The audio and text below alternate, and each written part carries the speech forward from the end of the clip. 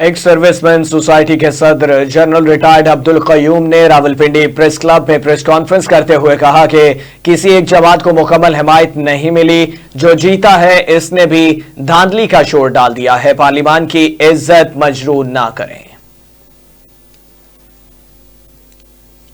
ابھی مسئلہ یہ ہے کہ ہم اللہ کے کرم سے پچھلے 6-7 مہینوں میں کشمیر میں بھی بیواؤں سے جا کے ملے، شہداء کے فیملی سے بھی ملے، میں سندھ کے اندر بھی گیا، لاہور میں بھی، گجر خان، چکوال، نیم اٹ، اور ہر جگہ پہ پہنچے، اور ہم یہ کوشش کر رہے ہیں کہ ان کو فیسیلیٹیٹ کیا جائے، اور ہم پھر وہ جو کچھ سنتے ہیں وہ جی ایچ کیو میں اے جی برانچ کو یا سروسز ہیڈ کوارٹر میں بتاتے ہیں کہ یہ مسائل ہیں اور ان کو حل کیے جائیں۔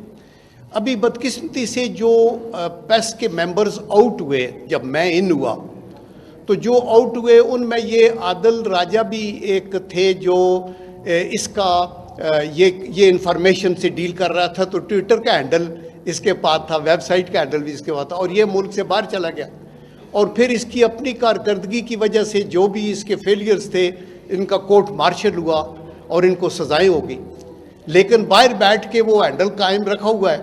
اور اس کی اوپر کبھی ٹویٹ کر دیتے۔ ابھی ان کو دیکھا کہ ملک کے اندر ایک وولٹائل سچویشن ہے، ملک کے اندر ایک سسپینس ہے، ایک آگ لگائی جا سکتی ہے، یہ موقع ہے، تو ایسے موقع کے اوپر ہم کیوں نہ ایک اور چنگاری اس کے اندر پھینکیں۔